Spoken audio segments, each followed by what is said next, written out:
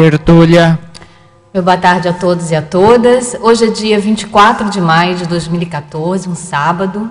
O verbete de hoje é o de número 3032, com 7 páginas, 55 logias e 21 máximos.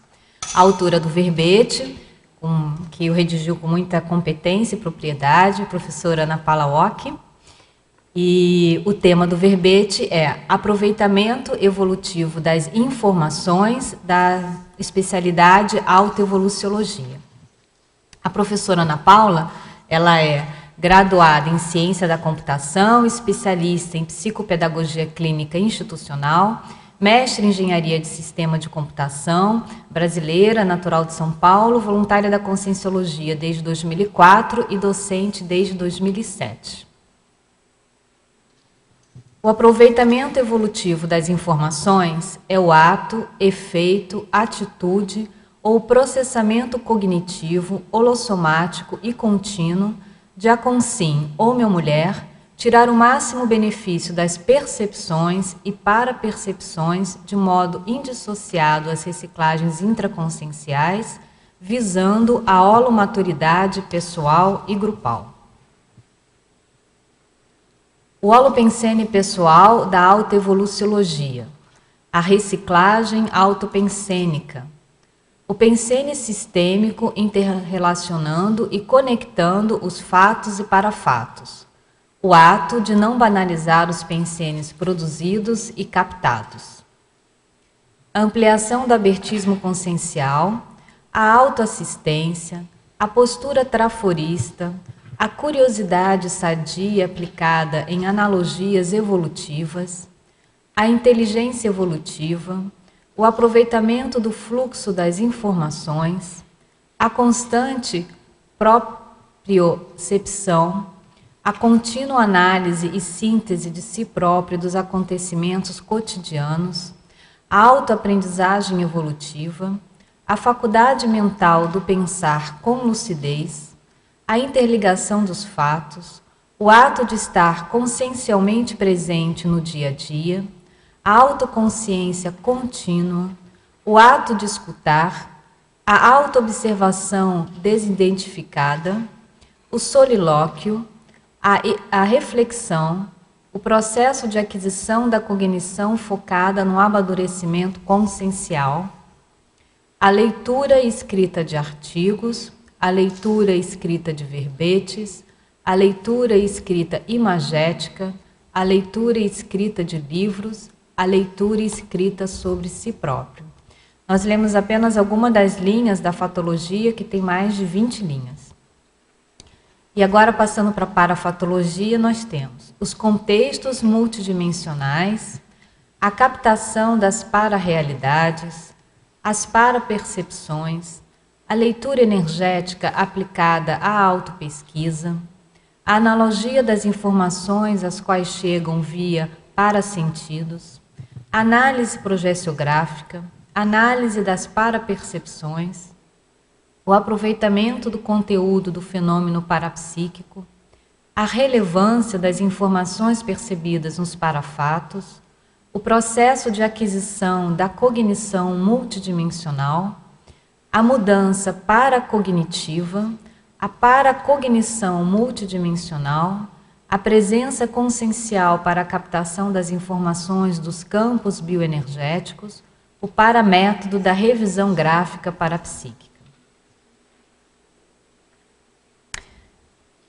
Ressaltamos que a seção do detalhismo apresenta 13 máximos e na seção da argumentologia, no item relevanciologia, a professora Ana Paula, ela traz 21 elementos otimizadores da cognição que favorecem o aproveitamento evolutivo das informações.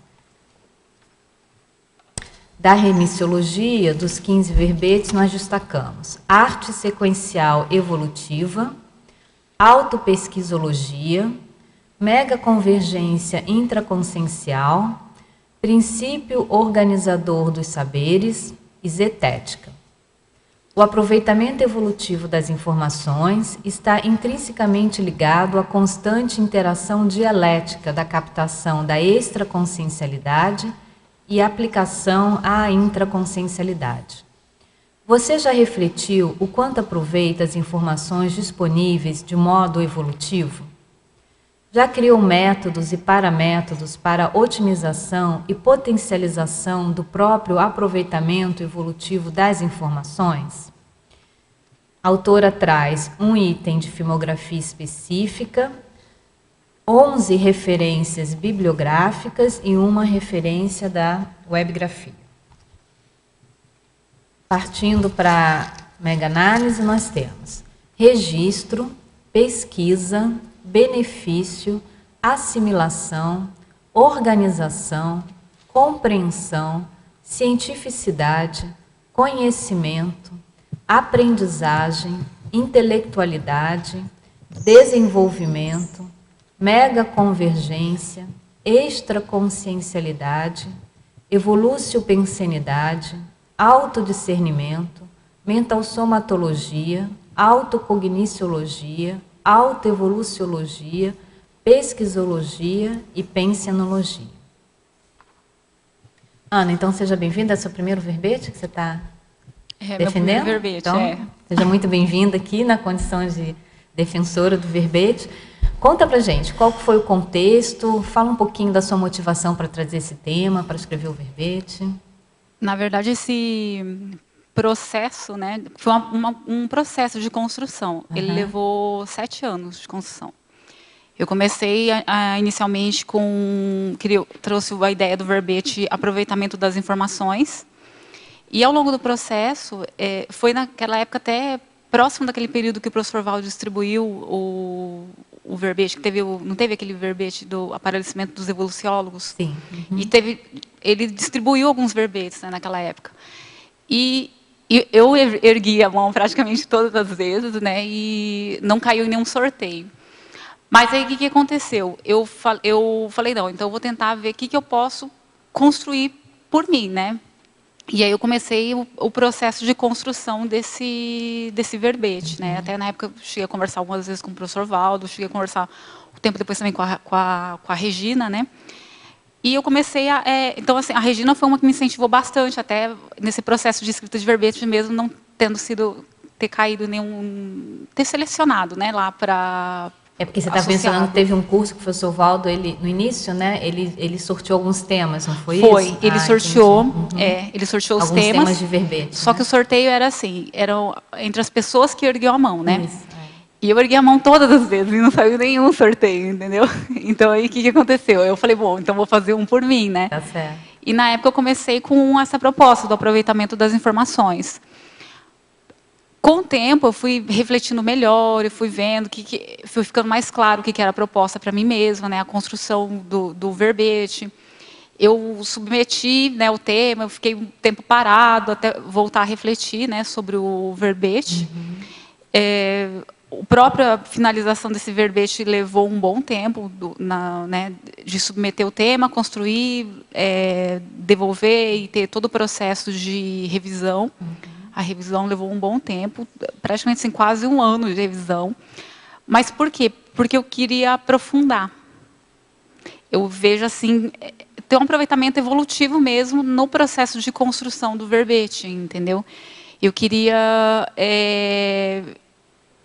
ter toda uma pesquisa, uma autopesquisa, uma reflexão. O que eu colocar não é só simplesmente colocar um grupo de palavras, mas eu compreender aquilo em mim, no meu funcionamento, entende?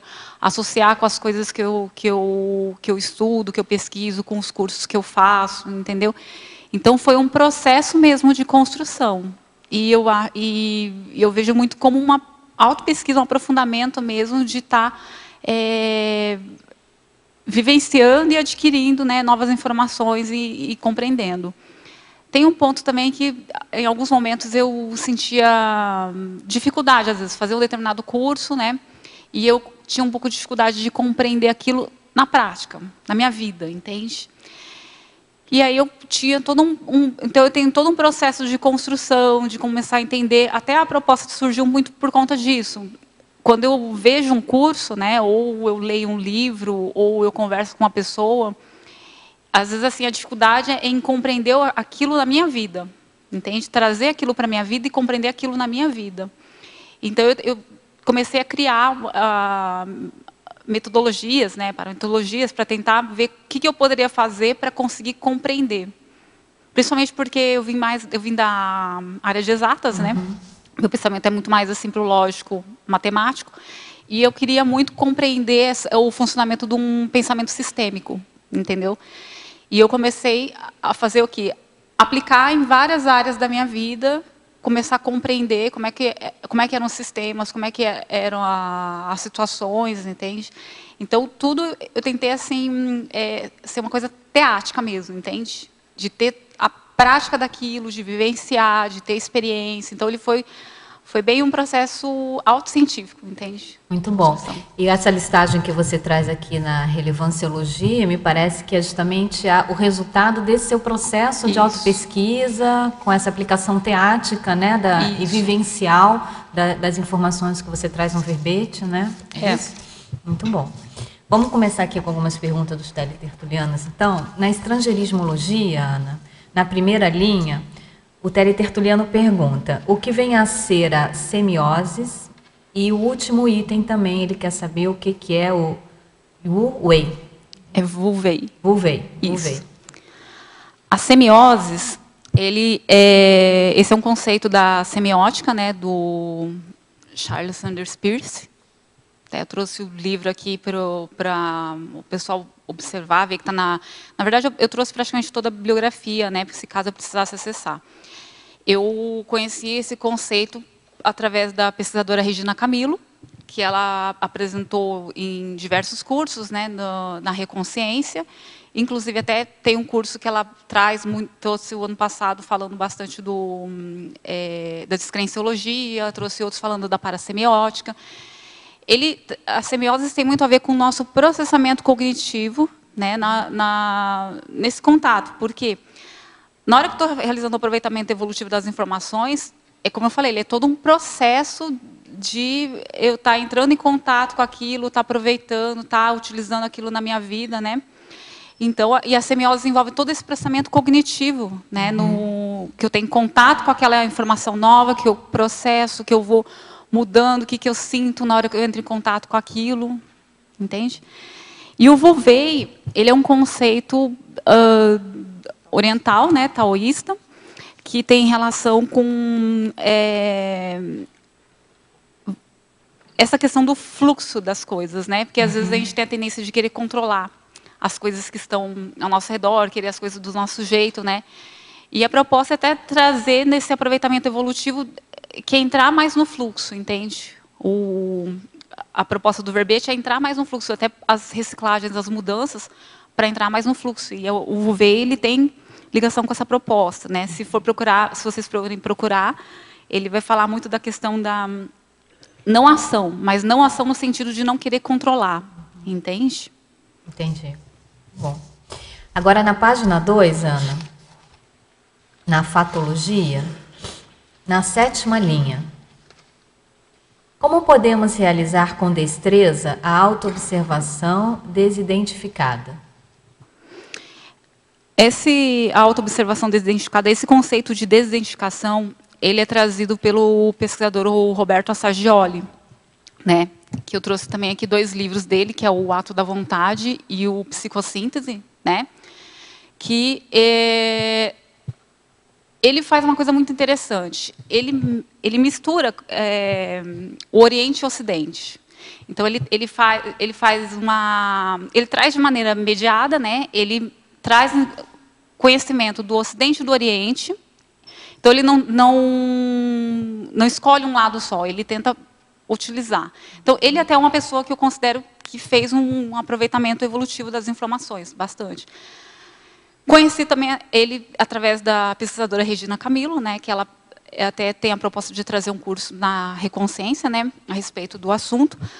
E esse termo desidentificado, ele é um conceito trazido por ele, tem até técnicas, né, no livro dele, porque nós temos muito uma tendência de nos identificar com o que nós sentimos, nós pensamos, e muitas vezes as brigas, às vezes de conversas que acontecem, é por identificação com esses pensamentos, com essas emoções, e a gente acha que aquilo, então a gente acha que o outro está brigando com a gente, e na verdade é uma tentativa de negociar as ideias, de tentar chegar a uma, não é bem um consenso, mas a gente, cada um apresentando as suas ideias, entende?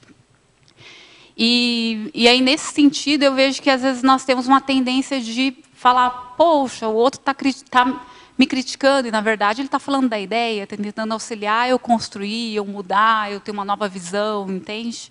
Em relação às ideias. Então, esse é um conceito que é bem interessante, que eu sugiro, quem quiser aprofundar, olhar, tem tanto no ato da vontade, quanto no psicossíntese, tem uma técnica para desidentificação, né? Para a gente dissociar, entendeu? E isso auxilia muito no sobrepairamento. É isso que eu estava pensando aqui enquanto você estava falando, né? Que essa pode ser uma boa técnica também para nos auxiliar nessa condição de sobrepairar. E tem relação muito com o binômio admiração-discordância que você traz na sua binomiologia também? Também. Pode fazer uma associação com isso? Também dá para fazer uma associação, né? Porque a discordância no sentido de não concordar com aquela ideia, mas, ao mesmo tempo, não quer dizer que você vai odiar aquela pessoa, entende? Por causa disso. Na verdade, é um constante aprendizado. Então, a gente sempre pode estar aprendendo com todos e com tudo, entende? Depende do nosso foco, né? Que a gente coloca para se colocar numa postura de aprendizagem mesmo. Bom.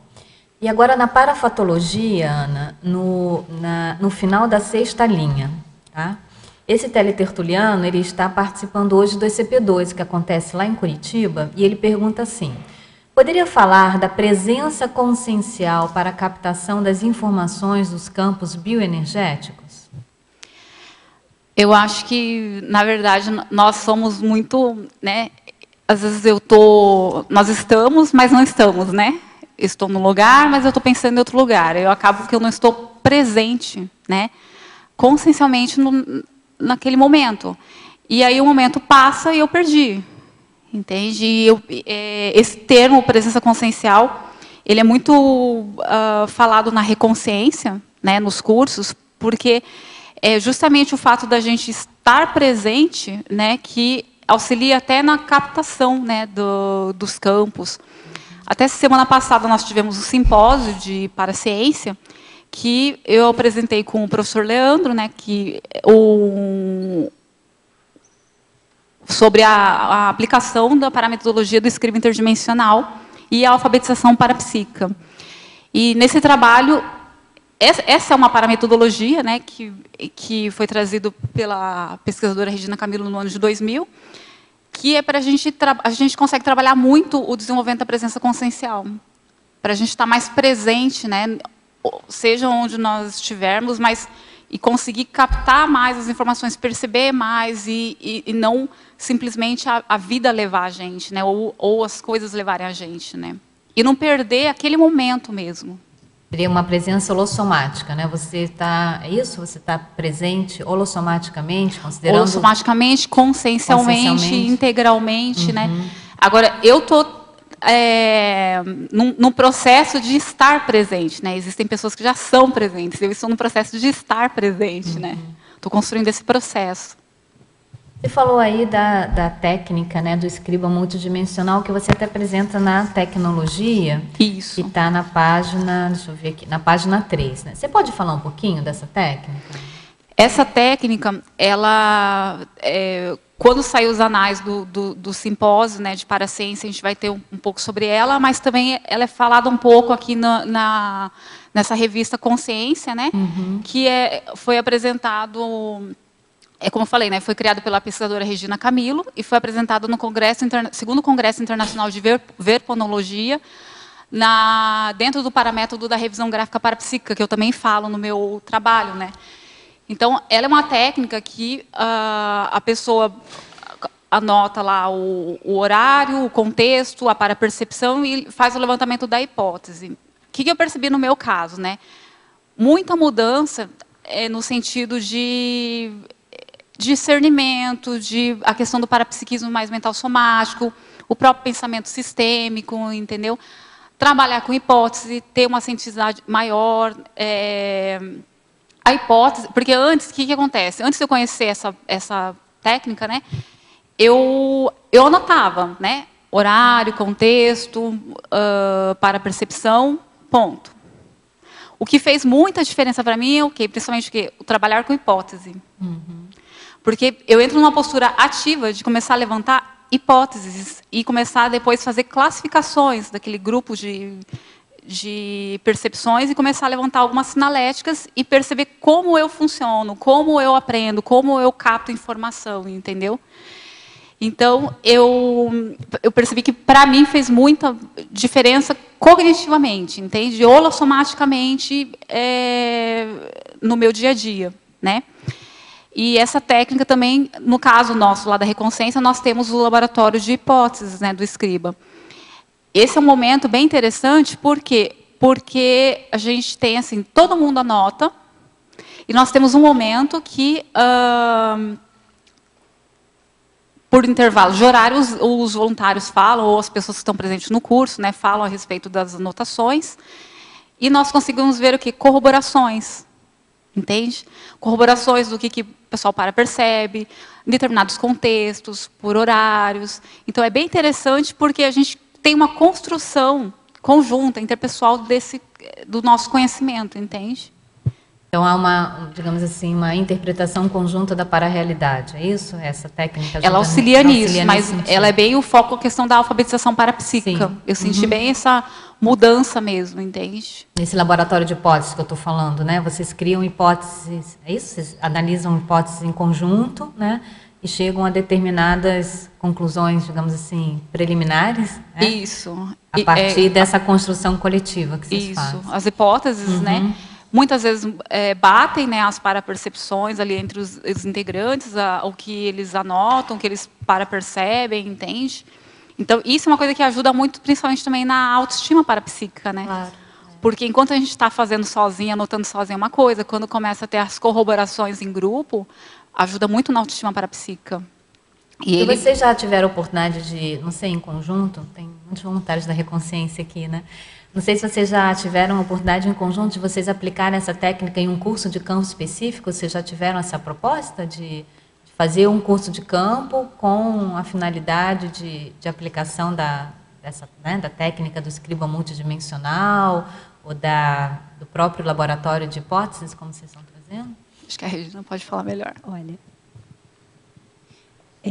na Reconsciência, qualquer atividade nossa tem o escriba interdimensional, e a meia última hora, né, a gente faz o laboratório de hipótese, e em qualquer trabalho a gente tem um escriba oficial. Isso é um professor que ele é escalado para aquele dia ele ser esse escriba oficial.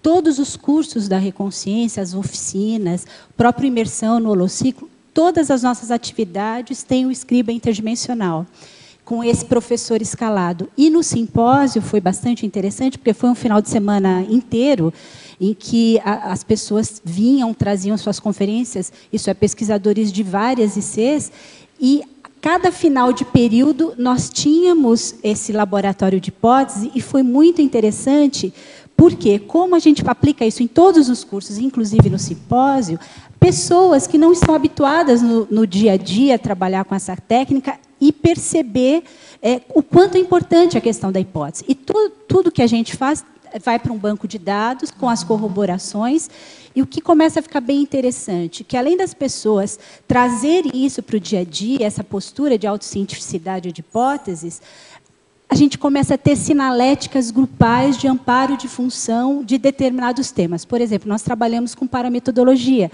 Então, a gente começa a mapear o contato, por exemplo, com amparadores temáticos parametodológicos, ou de escrita, de artigos, ou mesmo dentro do holociclo.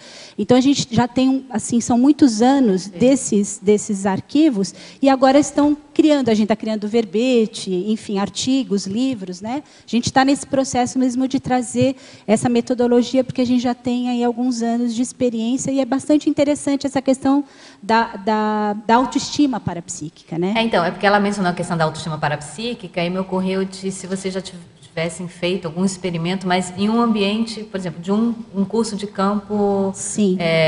Né, tipo um acoplamentário, uma Isso. dinâmica, em que vai estar principalmente assim se trabalhando com a condição do parapsiquismo, porque essa condição da autoestima parapsíquica que ela trouxe é bem interessante Isso. mesmo, né, essa Assim, metodologia para ajudar nisso. Estamos abertos às parcerias, né? A gente já fez isso com outras ICs, mas não especificamente no acoplamentário, enfim, mas estamos abertos sim, porque realmente a gente percebe que é muito interessante. E o pessoal do simpósio, que não tinha ainda vivenciado isso, os próprios conferencistas ficaram assim bastante motivados, né? Então acho que vale a pena a gente ampliar essas pesquisas para outros cursos e outros contextos. A Reconsciência está aberta para isso. Bom. Obrigada. Ana Paula aqui. Boa tarde, parabéns pela estreia. Obrigada. Eu gostaria que você falasse aqui na fatologia, na quinta linha, sobre essa presença consciencial, né, que você comentou, o ato de estar consciencialmente presente no dia a dia. Então, eu pensei, né, realmente, muitas vezes, nós estamos presentes fisicamente, mas não pensenicamente. Né? E aí eu pensei também assim, né, não só para a captação de informações, mas também para aprofundar, interagir com as pessoas que estão presentes. Né? Por exemplo, com a dupla em casa, né? A gente sempre está preocupado com alguma coisa, assim, trabalhos, e, no entanto, a gente está presente ali, mas não está interagindo. Né? Nem energeticamente você não está interagindo. Então, eu gostaria que você comentasse um pouco mais sobre essa questão. Então, essa questão que você está trazendo é bem interessante, por quê? Porque é com tudo mesmo, né? Como você falou, às vezes em casa, porque esse trabalho aqui do aproveitamento evolutivo das informações do verbete, ele, na verdade, ele é todo otimizado e ele é bem propiciado na hora que eu tenho essa presença consciencial, né? E aí, seja com o parceiro em casa, com os animais, né? Os animais, eles ensinam muito, muito a gente, entende?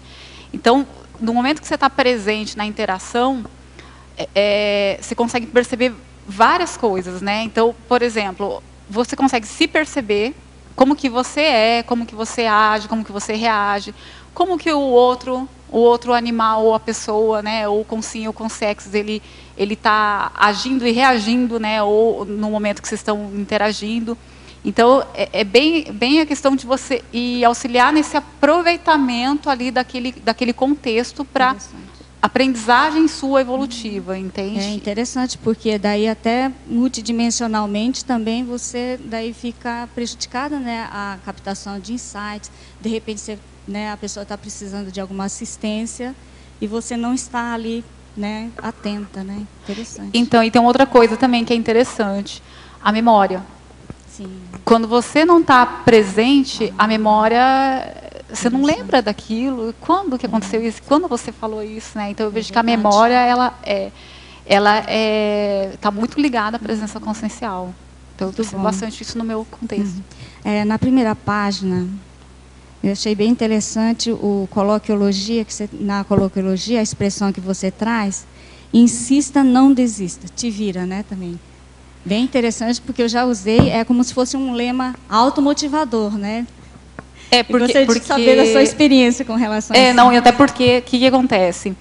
Não é uma coisa muito fácil você tentar aproveitar as informações de todos os seus contextos. Às vezes cansa, você tá, né, é chato, poxa, né, de novo, não sei o quê. Só que, na verdade, quando você começa a persistir e insistir naquilo, você vai acompanhando e anotando os resultados também, né, os contextos dos resultados, análise das situações. Aquilo também te dá uma força de continuar fazendo aquilo, né? Melhora a sua autoestima, porque você está vendo o que você está crescendo, o que você está construindo, né? Então, dá toda essa motivação de continuar nos processos de mudança. Porque eu vejo muito assim, o processo evolutivo, o reciclar, não é aquela coisa, você tem que reciclar, você é obrigado a reciclar, não é isso. É o contrário, é justamente para lidar com as nossas imaturidades e a gente sofre menos. A gente sofre menos quando a gente muda, recicla, abre mão, entende? Posso? É que eu estava depois dela. Porque continuando um pouco, eu achei legal que as primeiras perguntas que vieram foram já no tema que eu queria, que me destacou, né? Que foi as palavras lá da semiose, o von Wey, a questão do Saggioli, né? E o verbete, desde o início, ele traz parece essa nova filosofia de processamento, do aproveitamento evolutivo das informações, né? Eu vejo assim, que parece que a gente, simplificadamente ou didaticamente, a gente pode separar em duas formas desse aproveitamento evolutivo, né? Na Consciologia a gente tem até a metáfora do javali, né? Que o professor Valdo usa muito, que é a pessoa que segue em frente, né? Vai, derruba obstáculos e supera os obstáculos. E que é interessante, acho que até um pouco ela trouxe, está na frase do insista, não desista, te vira. Isso é legal, isso é uma vertente. Só que às vezes as pessoas tomam isso literalmente e vão derrubando paredes e não param para olhar aqui do lado tem uma porta, né? Então, que é o processo que você trouxe do von Wey, né, toda a questão lá da desidentificação, o ato de escutar, né, que às vezes promove tanto o aproveitamento evolutivo quanto a aquisição de informação ininterrupta e sempre em frente, sempre avante, né? Então eu queria que você comentasse um pouco dessas duas formas, né, que na verdade são integradas, mas assim, essas duas formas de aproveitamento evolutivo, né, da aquisição e de você parar e refletir e ver, né, ver o contexto, ver ao redor, quais são as melhores opções. Não sei se foi mais ou menos claro aí na colocação. É uma reflexão, né, mais sentido que aparece aqui. Até como eu falei, né, o processo de construção do verbete, ele traz muito até o meu funcionamento, né? Eu sou muito de ir, não desistir. Já tive momentos de ir com muita força, né, e derrubar também, como você falou.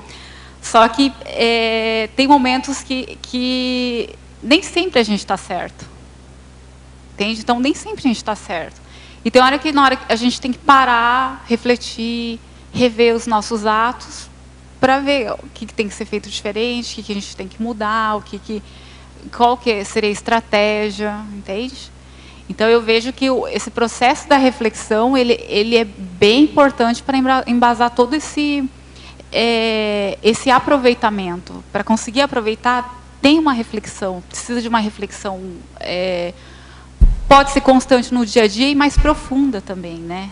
Da gente aprofundar. Porque me parece que não são excludentes, né? Esse comportamento da autodeterminação, da condição da postura javalínica, né, que você trouxe, e a postura autorreflexiva. O ideal é que a gente consiga fazer esses dois movimentos de maneira concomitante, né? O devagar e sempre, mas trazendo a reflexão diuturnamente, né? E penso que as informações, ou essas teorias, as técnicas que você traz aqui, Ana Paula, vai muito ao encontro dessa convergência dessas posturas, né? Ou seja, a condição do continuismo com relação à autopesquisa, a presença consciencial, né, mais presente, a gente pode dizer assim, né, a presença holossomática, mas ao mesmo tempo essa postura autorreflexiva no sentido até de poder aproveitar as informações, porque sem a reflexão penso que não tem o aproveitamento dessas informações que são adquiridas ao longo de um percurso, de uma trajetória, mesmo que seja, né, de uma maneira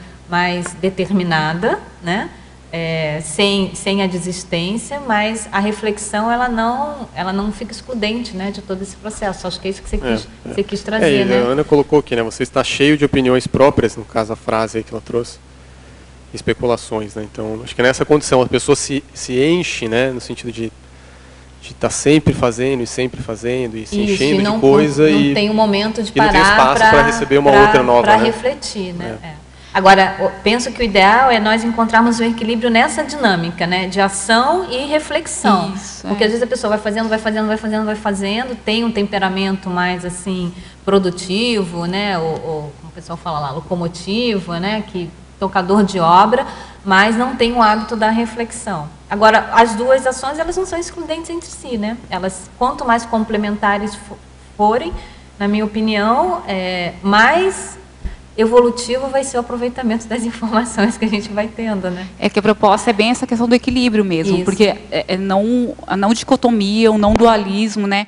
aquela coisa interativa, até porque assim, nem ser o parado demais, nem ser o da ação, né, constante, sem parar para refletir, mas é ter o equilíbrio entre as duas coisas. É, porque essa condição extremista, né? A pessoa ela faz muita coisa, ou então a pessoa fica só, digamos assim, numa inércia sobre o pretexto de estar pensando na vida, e nisso a evolução vai passando, a progresso vai passando, e a pessoa está só refletindo. Não que a reflexão ela é extremamente importante, mas acho que ela tem que ser associada, inclusive, ao movimento de ação, né? Porque senão você vai refletir sobre o quê? Se você não tiver novas informações para você poder fazer, né, esse movimento reflexivo. E até numa leitura de um livro também, não é, né, aquilo, quando você aproveita aquilo também para a sua vida, né? E tem a condição da impulsividade também, né? Porque eu acho que muito essa ideia que Gustavo, né, esse nome, que o Gustavo trouxe, de que às vezes a pessoa ela vai quebrando paredes, mas do lado dela tem uma porta que poderia ser facilmente aberta, né? E até a passagem de ser uma forma menos, assim, traumática, né? Ocorre muito pela condição da impulsividade. E eu vejo que o que você traz aqui são técnicas ou são propostas anti-impulsividade, não é isso? Isso. É uma postura ativa, reflexiva, mas que vai justamente, digamos, fazer a profilaxia terapêutica de posturas impulsivas, né, posturas precipitadas. E que não, essa postura impulsiva e precipitada não se confunde com a condição que ele trouxe, que é a da determinação, né, da ação, da proatividade. Bom, tem mais? Você quer fazer alguma pergunta? Ana Paula, na página 2, na 13ª linha, no finalzinho, atares recebida e feita, é no sentido da interação? Você poderia falar um pouco mais? No sentido de você retribuir a assistência que você recebe, né? Então, a gente recebe assistência, esclarecimento e retribui. Então, a gente não guarda aquilo só com a gente, mas a gente está num processo de aprendizagem constante, inclusive de receber, aprender com aquilo, fazer, né, o esclarecimento, mas também aprendendo com aquele processo. Aqui embaixo, na parafatologia, na 5ª linha. Não. Aliás, na 4ª linha, o aproveitamento do conteúdo do fenômeno parapsíquico. Poderia comentar? Muitas vezes a gente está, vamos supor, ou num trabalho parapsíquico, ou às vezes tem um fenômeno parapsíquico. Tá, e o que a gente faz com aquilo? Então, o quanto eu levo aquilo para reflexão, para a minha vida? Porque, vamos supor, eu estou até numa dinâmica, né? E aí eu vi uma consex. Por quê? Entende? Eu só anoto vivi com sexo ou eu coloco aquilo para a minha vida, reflito? Qual que é a minha conexão também? Qual que é o meu papel assistencial naquele momento? Ou eu tive uma clara urgência, entende? Eu estou em casa, eu tive lá um efeito físico. Né? Por que aquilo? O que pode estar acontecendo? Quais hipóteses que eu posso levantar?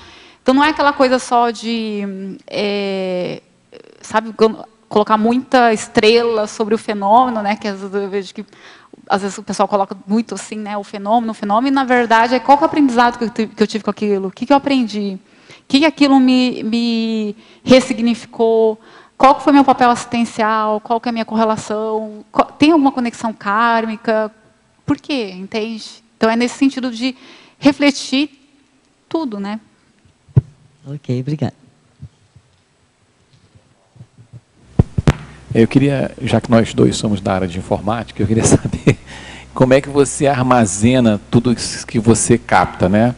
Que a gente está falando de aproveitamento, tem hora que a gente recebe uma informação que, sei lá, como a gente falou, tem uma hipótese e tal, né? Como é que é a estrutura do seu computador? Quais são as pastas que você tem? Queria saber essa questão bem, vamos dizer assim, prática, não sei se é. Como é que você armazena? Primeiro, assim, né, Adriano, eu tenho essa formação na área de informática, eu registro bastante coisas no computador, né? Seja por temas, ou eu crio pastas com datas, né, conforme o contexto ou o curso, né? Só que a gente tem também na Reconsciência, né, a gente trabalha muito com caderno do escriba interdimensional, né?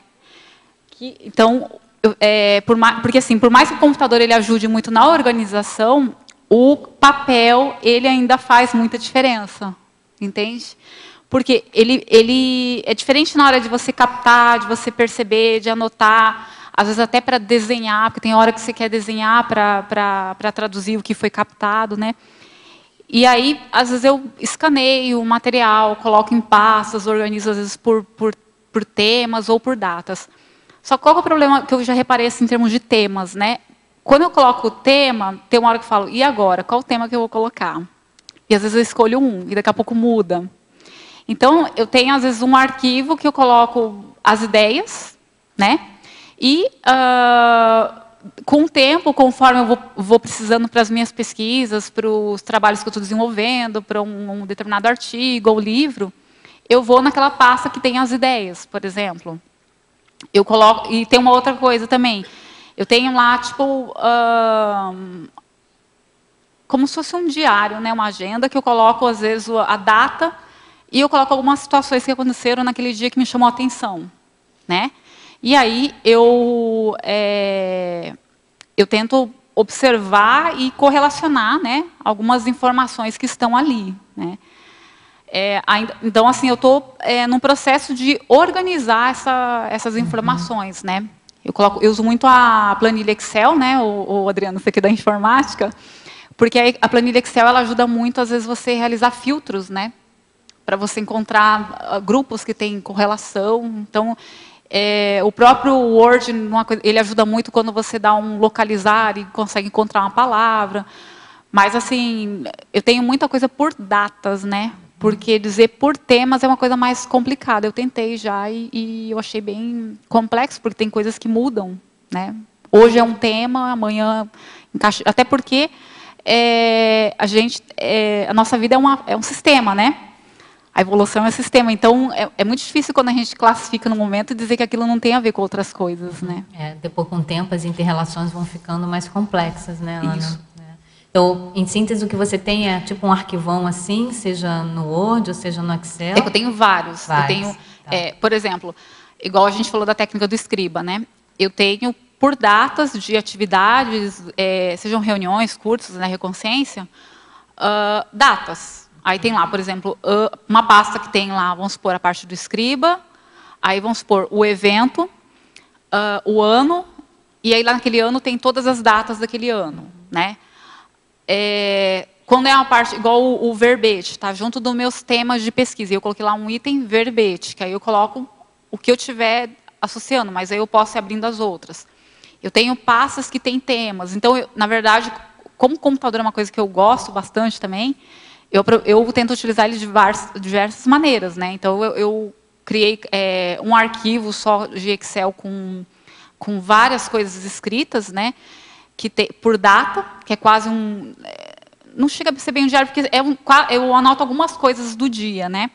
E aí,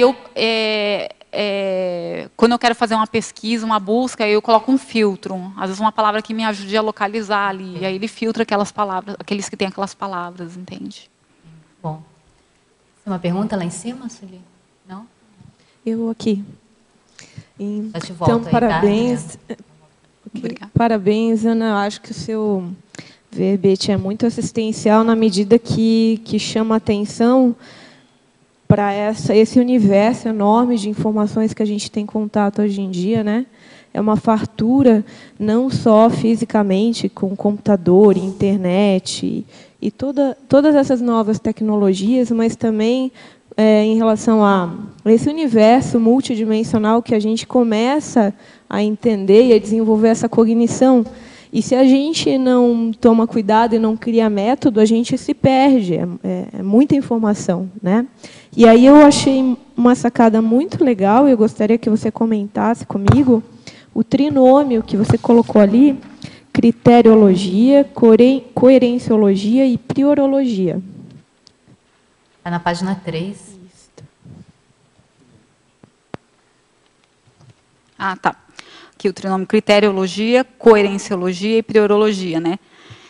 Porque, por mais que também a gente vivencie várias coisas no dia, às vezes algum filtro a gente coloca, né, sobre aquela informação, digamos, um foco, né? Porque senão a gente não tem uma referência de como olhar, observar isso, né? Então, a gente considerar essa questão. Agora, a questão da coerência, para mim, assim, é uma coisa bem bem importante, né? A questão da coerência também de eu tentar sempre estar agindo, né? Conforme o que eu penso, né? De falar e agir tudo numa maneira integrada, né? E nesse sentido, os meus critérios e minhas prioridades vão estar relacionados também com essa minha coerência, né? Porque é interessante você estar trazendo, né, Ana? Porque me parece que quanto mais evolutivo for o aproveitamento das informações, isso vai reforçar a coerência pessoal. É nesse sentido que você faz isso, né? Reforça mais e você aproveita mais, né, as informações evolutivamente, né? Isso. E aí tem uma pergunta aqui no Teletertuliano, nessa linha, a partir da sua pensenologia, na página 2, ele pede para você aprofundar na última linha da pensenologia, da página 2, você coloca o ato de não banalizar os pensenes produzidos e captados. Pede para você aprofundar essa... É porque, primeiro, eu vejo assim, né, pelo menos no meu caso, e eu percebi outras pessoas, né, próximas, aquela coisa do, tipo, pensou em alguma coisa, não, isso é besteira, né? Ou percebeu alguma coisa diferente, não, isso é besteira. Então, tem uma banalização. E para você aproveitar evolutivamente a informação, não é besteira, entende? Por alguma razão, ou você... Porque, assim, às vezes, é difícil até diferenciar, né? Isso é meu, isso eu captei, isso... Entende? Porque você está num campo de interações, né? Constantes com outras consciências. Então, é uma situação, assim, que é nosso, né? Então, e quando a gente banaliza, às vezes, aquilo que você banalizou é uma coisa que poderia te dar, assim, um salto numa pesquisa sua. Eu percebo assim, porque eu convivendo muito com o Pedro. O Pedro ele é uma pessoa muito criativa, né? E ele toda hora assim muita ideia nova. E eu falo, não, Pedro, vamos tornar uma ideia. Só que o que acontece? Eu vi que no começo, quando eu fazia muito isso, aquelas ideias que surgiram, na verdade, tinham correlação com o que estava sendo construído no momento. E eu vi que eu perdia muita coisa por causa disso, né? Então é uma questão da gente até assim estar aberto e anotar. E, às vezes, o que parece ser besteira naquele momento, daqui a um momento você vai ver o significado daquilo. Isso que você trouxe é muito importante, né? A condição cronológica, da cronêmica, né? Porque, às vezes, uma parapercepção ou uma ideia, a princípio, ela não vai ter uma aplicação direta ou prática naquele momento em si, mas, provavelmente, mais lá na frente, você vai poder aproveitar, né? Então, isso é bem interessante mesmo que você traz. E tem coisas que às vezes levam anos, né, Cris? Às vezes levam anos para você perceber e falar, nossa, aquilo... Até porque tem coisa que às vezes eu acho que a gente não está pronto para entender, e tem coisas que a gente não está enxergando com o que correlaciona, mas que vai desenvolver um trabalho que aquilo se encaixa. Entende? Então, eu vejo que nesse sentido a anotação ela é extremamente importante, entende? O registro, né? O registro, indo para essa linha, Ana, na sua frase enfática, você fez uma frase enfática, porque você aqui citou Vygotsky, né, na sua bibliografia. A sua frase enfática tem 2 conceitos do Vygotsky nela, né? Você escreveu: o aproveitamento evolutivo das informações está intrinsecamente ligado à constante interação dialética da captação da extraconsciencialidade e a aplicação da intraconsciencialidade, que é justamente isso que a gente está falando.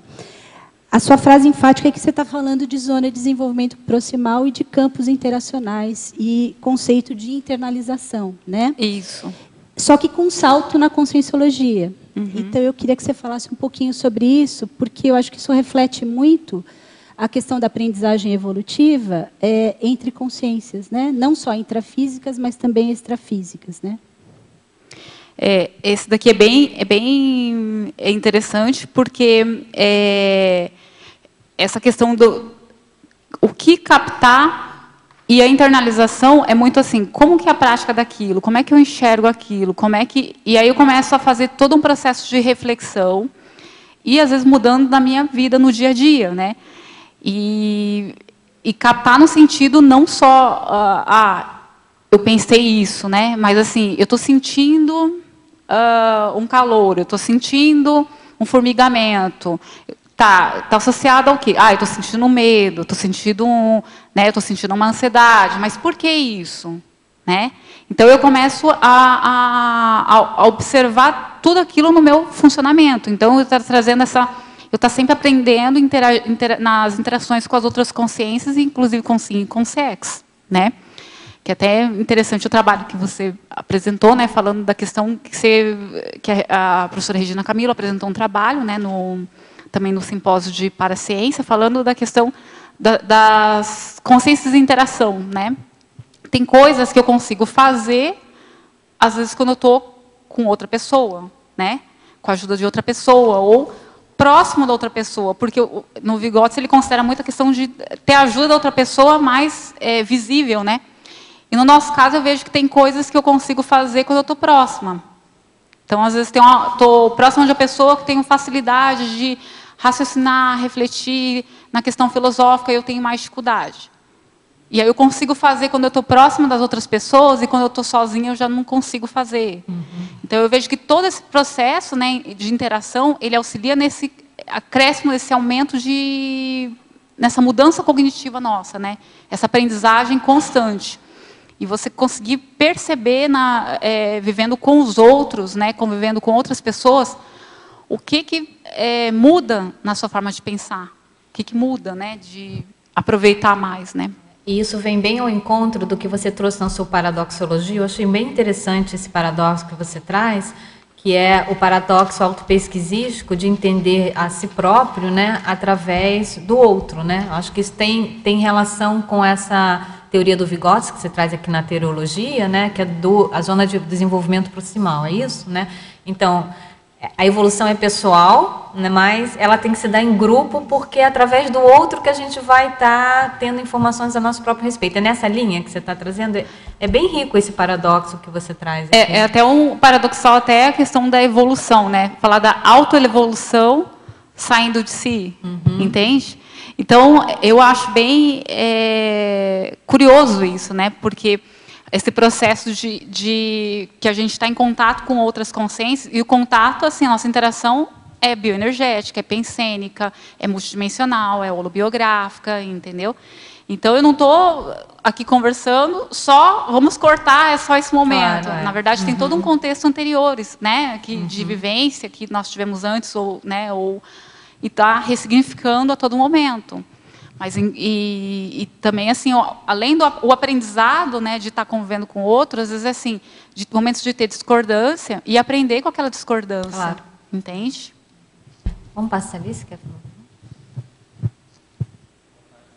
Ana Paula. Boa tarde. Por gentileza, podia ampliar mais aqui na parafatologia? Eu queria entender, assim, como é que é o seu método que você usa na escrita, né? Na questão da interdimensionalidade, que você comentou um pouco, né? Mas, assim, o aproveitamento do conteúdo do fenômeno parapsíquico, a relevância das informações percebidas nos parafatos, né? O processo de aquisição da cognição multidimensional e todos os campos bioenergéticos, né? O paramétodo da revisão gráfica parapsíquica, sinalética, energética e parapsíquica pessoal. Como é que você coloca isso, né? Isso aqui vai ser colocado, ou esse aqui não vai ser colocado. Como é que você percebe isso? Como é que você coloca isso no seu laboratório? Na verdade, em termos de registro, né, acaba anotando quase tudo que eu consigo, na verdade, né? E no momento de análise que eu vou estar verificando o que ele vai ser relevante para a minha pesquisa naquele momento. Se eu coloco um foco, né, para a minha pesquisa, eu vou estar correlacionando com aquela pesquisa do momento, né? E agora, em termos de método, esse paramétodo da revisão gráfica parapsíquica, que eu até sugeri, né? Tem um verbete da revisão gráfica parapsíquica e tem a revista Consciência com os anais, né, falando sobre esse paramétodo. E o escriba interdimensional foi foi um paramétodo também que me auxiliou bastante. Por quê? Porque essa questão da captação, do aproveitamento do conteúdo do fenômeno, da relevância das informações, na hora que você capta, escreveu lá, anotou, depois de um tempo, você vai refletindo, vendo, comparando, né, o que está anotado, as anotações anteriores. E aí não tem muito jeito, a gente tem que reler o que a gente escreve, né? Por mais que seja muita coisa, a gente tem que reler. Com o tempo, a gente vai fazendo o quê? Às vezes a gente cria síntese do que anota, para lembrar do que foi daquele momento, daquele determinado momento.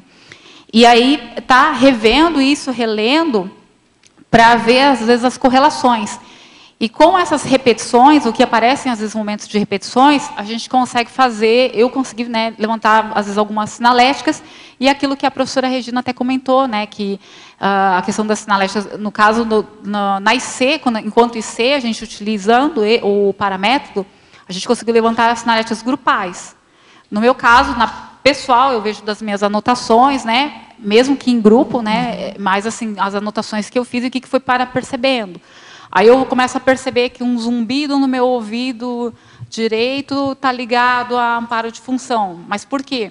Eu fui percebendo várias situações em que aquele zumbido se repetiu e que estava ligado a amparo de função, que na época eu tinha colocado como hipótese, mas como eu percebi aquela repetição, em determinados momentos de assistência, de determinadas conversas mais aprofundadas, mais sérias, entende? E aí eu comecei a mapear as sinaléticas, né? Porque eu não vou ser aquela priorista de falar, eu percebi uma coceira na minha cabeça, é isso. Eu trabalho com hipóteses, né? Porque tem transformação, tem a mudança, a repetição com o tempo. Não vou taxar logo de cara, eu tenho que ver como que eu estou aprendendo, o que eu estou percebendo, o que eu estou analisando, avaliando, né? É porque o próprio estudo da sinalética é isso, né, Ana? Você primeiro identificar os seus sinais, interpretá-los e depois utilizá-los. Então, quando você identifica, interpreta e usa, aí que vira a sinalética, né? Isso. Mas antes disso, é só hipótese em cima de sinais que ocorrem, né? Muito bom. Ana Paula. Tudo certo, tá? Ficou claro? Posso falar? Ana Paula, na página 2, na fatologia, na 7ª linha de baixo para cima, eu gostaria que você colocasse a sua experiência, com exemplo, se possível, quando você cita a leitura e a escrita imagética. A leitura e a escrita imagética. É muito interessante porque o Pedro, né, que é meu esposo, duplista, o que acontece? Ele trabalha muito com desenho. Então, digamos, o que eu conhecia de desenho? Que eu assistia né, na minha infância, eu via em algum cartaz, alguma coisa. Conforme eu fui convivendo com ele, observando até os desenhos, é possível você fazer uma análise do seu desenho para autopesquisa. O desenho ele reflete muitas coisas, né, sobre a gente mesmo, né? Na hora que você faz, e na hora que você faz uma leitura, você consegue fazer uma análise da pessoa, né, de algumas características dela. Lógico que muitas vezes são hipóteses, né, que você levanta e conforme você vai convivendo com a pessoa, vai conseguindo entender melhor. Nesse ponto tem até dentro que eu fiz psicopedagogia, né, os testes projetivos, né? Os testes projetivos eles são bastante utilizados para a gente fazer a avaliação das crianças. Só que, digamos, uma ressignificação nesses testes projetivos a gente pode fazer com a gente mesmo. Fazer uma análise dos nossos desenhos, fazer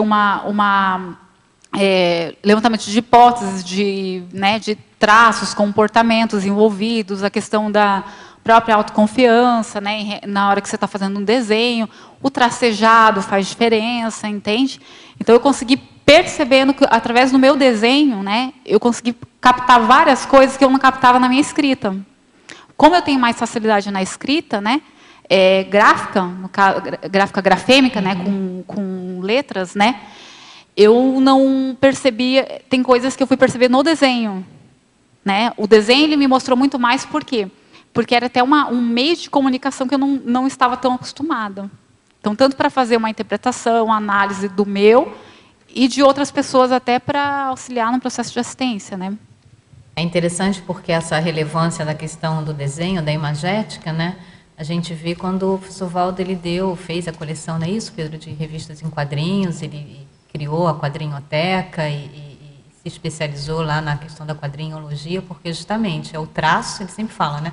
todo planejamento, todo esquema começa com um traço, né? E digamos assim, as leituras realmente que podem ser feitas através das imagens, né? Da questão da imagética, como você está trazendo aí, bem interessante. E eu não sei se você menciona aqui a prova da imagística também, acho que não, né? Mas pode ser que tenha alguma relação também, não é isso? O tipo de leitura que a pessoa faz daquele objeto, né? Através que a prova da imagística proporciona, também deve trazer alguma informação, né, Ana? É aquilo que eu falei, né? Eu tentei colocar muito no verbete o que eu vivenciei mais. A prova da imagística eu quero fazer, é uma prova que eu tenho interesse, eu não fiz ainda, mas eu tenho interesse de fazer, né? É uma prova que eu tenho muita curiosidade de fazer, na verdade, né? Só que eu não tive a oportunidade ainda, porque geralmente bateu com algo, estava assim, como geralmente eu fiquei sabendo mais em cima da hora, aí estava com outras coisas, às vezes tinha viagem, bateram outras atividades, né, no dia da prova. Mas é uma prova que eu tenho interesse, entende, fazer um dia, e ela tem a ver também.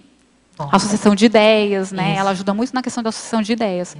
Só que, assim, nesse caso aqui específico, eu coloquei muito essa questão da autopesquisa, no momento de você estar fazendo mesmo, digamos, um desenho, né? De você estar fazendo uma análise de um desenho, o que você percebe, né? Então, isso é uma coisa que a gente conversa bastante, eu e o Pedro, né? Até pelo conhecimento dele da área, né? É ótimo que você tem um preceptor aí nessa área, né? Preceptor particular, né? Muito bom. Obrigada, então. Parabéns pelo... Obrigada. Aqui na fatologia, você comenta sobre o processo de ensinar a si próprio a aprender, né? Eu achei isso daí muito interessante, porque me gerou uma reflexão de que eu não sei fazer isso, pelo menos não conscientemente. Pode ser que em algum momento eu tenha feito de alguma maneira inconsciente. Mas aí me gerou a dúvida, se você tem algumas técnicas, ou como foi o teu processo para se ensinar a aprender, né? Então, esse verbete, na verdade, ele tem muito a ver com isso, Tainara. Porque é aquilo que eu falei, tem determinados temas, né, que o maior exemplo que eu cito, que eu vejo assim, é a questão do pensamento sistêmico, né? Porque, para mim, assim, é uma coisa que eu estou aprendendo, né? Estou no processo de aprendizagem. Como eu vim da linha de exatas, da área de exatas, para mim é um processo de aprendizagem constante que, às vezes, pode levar vidas, né? E eu sinto que eu trabalhei muito com essa área de exatas por muitas vidas, né? Mas o que acontece? Eu comecei a criar técnicas, né, para tentar fazer esse aprendizado. Eu comecei a utilizar muito analogia, porque, ao mesmo tempo, eu tenho essa facilidade, né, por conta da lógica, de conseguir enxergar o funcionamento, fazer analogia de um determinado funcionamento para outro. Então, comecei a tentar ver, observar sistemas, né? Sistemas assim, no dia a dia, porque na matemática também tem sistemas, a computação tem sistemas, mas eles são um pouco diferentes, né? Agora, no dia a dia, você vai pegar, por exemplo, estudar a parte de humanas, né? Você começa a envolver outras variáveis no que você observa em termos de sistemas, da sociologia, que observa diversas variáveis, né? Que, por mais que a informática tente trazer para os sistemas computacionais, ela não consegue considerar tudo, entende? Então, o que eu tentei fazer? Eu comecei a tentar trabalhar muito a analogia. A analogia é uma coisa que ajuda muito, entendeu, Tainara? De você perceber o funcionamento, o que você não está entendendo, o que você percebe no funcionamento dos outros, fazer a analogia do seu comportamento, do seu funcionamento, entendeu? Então, a analogia foi uma coisa que me ajudou bastante nesse processo de aprendizagem, né? De observar o comportamento de outras pessoas, observar o comportamento de animais, de observar a interação entre eles. O que eu poderia trazer para a minha interação, para o meu comportamento? O que eu posso mudar? Uma pessoa que tem um determinado traço mais desenvolvido que eu quero desenvolver, que para mim é um trafal e a pessoa já é um trafor, como é que é essa maneira da pessoa fazer? Não é exatamente a questão da cópia, mas como que é aquilo em mim, entende? Então, como é que é aquele determinado comportamento em mim? Como é que eu vou fazer? Como é que eu vou agir? Levantar hipóteses e simulações, que eu até falo no próprio trabalho, né, de você fazer muita simulação de comportamentos, pensamentos, entendeu? Levantar hipóteses, né, de como fazer isso. Então, isso foi uma coisa que me ajudou bastante. E aí, por exemplo, vou dar um exemplo assim, né? O Vygotsky, é o caso que até aqui da pergunta da Regina, né, que eu trouxe o Vygotsky aqui. Esse livro eu levei 5 anos para ler, né? 5 anos. Por quê? Porque eu lia um pedaço, não conseguia entender, eu tinha dificuldade, aí o que aconteceu? Eu insisti até conseguir entender o que ele queria dizer, o que ele... não vou dizer que você entendeu perfeitamente, 100%, não, tem que ter outras leituras, né? Mas para mim, que tem um tipo de pensamento diferente, mais para a área de exatas, foi um livro difícil. Só que o que eu fiz? Eu insisti, foram 5 anos para ler e eu consegui terminar o livro, entendeu? Então, o que acontece? Eu não desisti de mim. Eu acho que esse é um dos maiores pontos. Eu não desisti de mim, entendeu? Então, eu continuei acreditando em mim para eu conseguir aprender e conseguir fazer. E isso acontece muito no processo evolutivo, de eu tentar fazer e aprender, conseguir entender vamos supor, se uma pessoa está falando alguma coisa e eu não estou entendendo, eu tento fazer um esforço para entender o que a pessoa está falando. Por quê? Porque ela tem a lógica dela de conversar e de explicar e falar aquilo, né, que é diferente da minha. Então, às vezes, se eu pegar e começar a contra-argumentar em cima dela, mas eu não entendi nem o que ela está querendo dizer, e aí, às vezes, tem o quê? Tem aquelas conversas que as pessoas ficam falando a mesma coisa, né? E acabam brigando porque estão falando a mesma coisa. Entende? Então, é um processo de você tentar entender o outro também, né? E nisso, assim, não desistir de você aprender, não desistir de você. Essa postura sempre aprendente, né? Você traz aqui na neossinapsologia, eu acho que um pouco disso que você falou, né, Ana? Que é o abertismo reflexivo alavancando as neossinapses, né? Então, esse aprendizado vem com as neossinapses, né? Está na página 3, na neossinapsologia. E as neossinapses geradas pelo aproveitamento da informação. Você quer acrescentar alguma coisa nesses itens que você trouxe aqui da neossinapsologia? Essa questão, então, aqui da neossinapsologia, né? Que fala aqui dos autopensenes, possessins, alavancando a geração de neossinapses evolutivas. Então, a questão, tem uns momentos que você está num processo reflexivo ali, né, que aquilo vai incentivando a ter novas mudanças, entende? E sempre a postura, porque às vezes tem uma tendência de não querer ouvir, ou de não querer entender o outro, ou de ter dificuldade de entender, e aí trabalhar sempre o quê? Tá, se eu tenho lá essa tendência, digamos assim, né, então vamos quebrar essa tendência, vamos começar a fazer diferente. Primeiro passo vai ser o quê? Tentar entender, tentar interagir, tentar aprender, né? E aí levar tudo para a autopesquisa. E com isso desenvolver mais ainda o processo de autopesquisa, né? Então, essa questão de trabalhar sempre o abertismo reflexivo, né? Para estar sempre aberta a construir novas neossinapses, ou seja, ter mudança cognitiva mesmo para adquirir novos conhecimentos e formas diferentes de agir, de comportamentos, para conseguir aproveitar mesmo evolutivamente, né, para ter o aprendizado. Então, tem coisa que a gente tem que aprender, a gente não sabe. Então, não é só, eu acho que não é só recuperar com, né?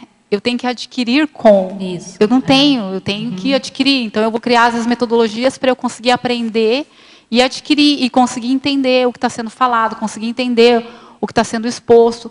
Então, como é que eu vou acusar, né, a outra pessoa e falar que ela está errada se eu não entendi o que ela quis dizer? Entende? Então, eu vejo muito nesse processo. Então, tem pessoas que, às vezes, têm uma fala que, às vezes, está mais avançada que você não está conseguindo acompanhar. E aí, se eu começo logo xingando a pessoa, trazendo com aquele conteúdo novo, eu não aprendo com ela. Então, eu tenho que mudar uma postura toda para eu estar aberta, para aprender o que aquela pessoa está querendo dizer, o que ela está trazendo, porque as pessoas elas podem te trazer muita coisa nova. Mas tem pessoas que você não... Tem hora que parece que você não está entendendo. Tem diferença, entende? Quando você não está entendendo, porque aquele conteúdo que ela está trazendo é quase como se fosse... A sensação é como se fosse a primeira vez que você está vendo aquilo ou pensando naquilo. É uma coisa muito diferente. Então, tem que ter uma abertura, e você tem que desenvolver neossinapse, neocognição, né? De como ouvir, do que entender do que aquela pessoa está trazendo, entende? E aí ter todo um processo de persistir, de às vezes assistir, fazer analogias no dia a dia, fazer analogias com os animais, com a natureza, com a questão às vezes olhar pesquisas na internet, livro, ler coisas, entende? Tanto que, nesse sentido, até tem um livro que é bem interessante, esse livro aqui da Sabedoria da Natureza, porque esse autor aqui, ele faz muita analogia, né? Está até na bibliografia, Roberto Oates, ele faz muita analogia com a natureza.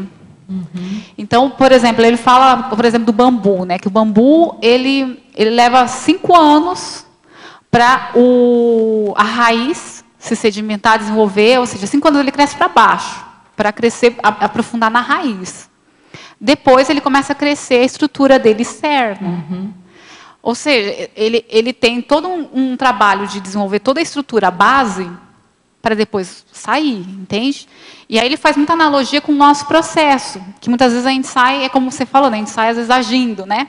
E foi a pergunta do Gustavo, né? Sai agindo.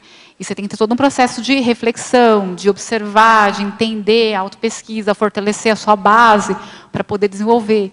E nisso ele faz outras analogias, porque a gente tem uma tendência, às vezes, não quero que seja assim, eu quero controlar, né? E, na verdade, a gente percebeu o fluxo de como que as coisas são e como as pessoas são, né? Então, às vezes, tem até uma analogia que ele faz que eu acho interessante, pessegueira dá pêssego, né? Não adianta você querer esperar maçã ou qualquer outra fruta, né? Melancia, não, pessegueira. Então, tem essa questão da gente observar e perceber, aproveitar a natureza, né? Mas ele faz muitas analogias e a gente tem uma tendência, às vezes, a querer controlar, e as coisas são como são. Essa questão do controle, eu acho que é um grande aprendizado, né? Quer dizer, como aproveitar evolutivamente as informações para abrir mão, né, desse controle pessoal, né, de querer dominar, né, os fatos e parafatos, né? Então, essa integração com o fluxo do cosmos que você traz aí desde o início da sua exposição, acho que é uma boa dica. Você tem uma pergunta para a verbetógrafo? Tem uma pergunta. Parabéns, Ana, está muito interessante o trabalho. Eu não vou dizer que o trabalho era inédito para mim, né, porque eu acompanhei todo esse processo, né? Todo, né? Tá saindo, tá um pouco baixo. Mas a apresentação é inédita, né? O campo é inédito, né? O momento presente, né? O que eu estou percebendo aqui na crescendologia, na página 3, você coloca o crescendo autoconhecimento, autolucidez evolutiva. É interessante que muitas vezes a gente até conversou bastante sobre isso, que a gente não divide essas duas coisas, né? E o autoconhecimento, às vezes, vai levar a pessoa a pensar muito sobre as coisas, né? Então, no nível de conhecimento, de cognato, né? E já a autolucidez vai levar a pessoa mais para esse lado do ser, né? Da presença consciencial, da aceitação, do momento presente, da percepção. O que acontece? O que eu acho interessante? Você veio de toda uma construção cognitiva, ideativa, pela sua formação, pelas suas experiências, que facilitava o pensamento analítico, o autoconhecimento, né? O entender as coisas. E você fez um processo todo de ir para a autolucidez, que é uma aquisição, como você está falando, de você conseguir ficar no momento presente, perceber, não rotular de cara, né? Que é uma tendência, às vezes, da pessoa que vem de um pensamento analítico muito forte, né? Então, nessa transição, eu gostaria que você comentasse assim como foi e como foi para você vivenciar o desconforto. Porque normalmente a gente vai ter as pessoas que querem trabalhar no conforto. Então, se a pessoa vem com uma tendência de ser mais espontânea, mais momento presente, ela vai desenvolver trabalhos que estão ligados a isso, para não vivenciar o desconforto. E você é o oposto, você tem um pensamento lógico, analítico, bem estruturado, e você está vivenciando o desconforto para adquirir outra coisa, que é a autolucidez, né? Que você está chamando ali. É mais ou menos essa a interpretação que eu fiz disso, e a correlação que eu gostaria que você falasse para a gente, né? Esse ponto é uma coisa interessante, porque, como você falou, né, que o pensamento mais lógico, de se sistematizar, né, nos números, nas letras, nos programas, entende? Aí, o meu primeiro desconforto foi, na verdade, eu tentava jogar para mim nessa lógica, né? Então, o autoconhecimento era muito a base do lógico-matemático. Então, o que acontece? A primeira desconstrução é quebrar, que eu não sou máquina, né? Então, que não sou número. Então, que não tem uma previsibilidade em tudo que eu queira, né? Então, esse foi o meu primeira quebra de paradigma assim, de desconforto, né? E aí, nesse crescendo, você começar a tomar consciência, né, dos traços que você tem, dos trafares, né, ali para ser superados, traços a desenvolver, na verdade, né, porque na hora que você vê muito certos comportamentos, você vê coisas, você olha, mas eu não sei fazer isso ainda, né? Então, admitir que você não sabe, começar a construir aquela nova forma de comportamento, de pensamento, de trabalhar no desenvolvimento daquela determinada dificuldade, nesse ponto, eu vejo que assim, o processo interacional é uma coisa que ajuda bastante, né? Que aí entra a questão da zona de desenvolvimento proximal também, que você aprende muito com os outros, né, na interação com os outros. E essa questão do trabalhar a autolucidez é até paradoxal, né? Porque você tem que se conhecer muito para trabalhar e desenvolver muito essa questão da autolucidez, né? Eu queria complementar a pergunta dele em termos parapsíquicos, né? Porque o que a gente percebe, quando a gente está num processo e buscando lucidez de perceber essas mudanças, uma das coisas mais sérias é a gente bancar a sustentabilidade desses campos, né? No dia a dia. E perceber que o dia a dia é um grande palco interdimensional e que, na verdade, a autopesquisa é só um instrumento dessa vivência e dessa ampliação dessa lucidez. Então, dá conta, né, dessa mudança cognitiva, mas dá conta de um posicionamento cognitivo multidimensional com as consciências, né? Então, assim, que métodos você usou para esses registros parapsíquicos e perceber o quê? A sua força e também aqueles momentos de fraqueza, né, da sustentabilidade desses campos, de mostrar esse processo que busca uma atualização de funcionamento. O que você fez com isso, né? Como que foi esse processo? Que métodos você criou, né? Um dos métodos que me auxiliou bastante nesse sentido foi do próprio escriba interdimensional, porque o registro, né, registrar e ir aprendendo com aquele registro, né, e percebendo aquele determinado comportamento, às vezes a repetição daquele comportamento em determinadas situações. Porque eu vejo assim que o meu raciocínio lógico me ajudava muito em perceber padrões, né, de comportamento, de tipos de campos e ligar com as situações. Então, vamos supor, véspera de curso, eu vi assim, tem um certo padrão de comportamento com o Pedro e comigo. Aí, que é o quê? Que aí tende a ir para uma briga. O que acontece? Falei, Pedro, vamos prestar atenção, né? Por quê? Porque na hora que a gente tem um momento de pressão maior, tem um padrão de grupos, né, que surgem, que é onde entra muitos conflitos. E a gente começou a prestar mais atenção, né? Então, tem uns padrões de funcionamento. Outra coisa que me ajudou bastante, respirar, né? Que eu vejo que eu não respirava. Eu aprendi a respirar melhor, né? Então, alguns exercícios trabalham muito a questão da respiração, eu vejo que ajuda bastante, até para a gente ficar mais presente, né? Consciencialmente presente, eu acho que respirar e relaxar é uma coisa que ajuda muito. E tem uma coisa também que me ajudou bastante nesse processo, eu comecei a fazer Tai Chi com o Pedro, né? O Pedro começou a me ajudar a aprender muita coisa de Tai Chi. E aí, Tai Chi, para mim, porque tem gente que fala assim, Tai Chi está ligado à luta, que não sei o quê. Para mim, não. Para mim, é ligado a compreender e entender o fluxo, holossomaticamente. Então, não é só, vou estudar sobre o que é o fluxo, né? Como é que seria isso. Não, eu vou trabalhar, observar e compreender holossomaticamente. Entende? Então, isso é uma coisa que foi bem, bem importante. E durante os momentos de registro e reflexão, eu via que o quê? Que na hora que eu fazia aquele registro e repetia, né, eu comecei a conseguir mapear mecanismos, esquemas que tinham os mecanismos de funcionamento, de como é que funcionava um autoassédio, como é que funcionava o momento que eu incentivava os grupos, né, e que aumentava mais ainda a pressão e o assédio, qual que era o momento que eu conseguia fazer a quebra. Então, esse mapeamento, né, o anotar e registrar, utilizar muito o caderno do escriba, né, e ver todo o histórico, foi uma coisa que me ajudou bastante nesse processo. Porque conforme a gente vai desenvolvendo mais o parapsiquismo, tem uma coisa, a gente percebe mais. Aí fica mais difícil.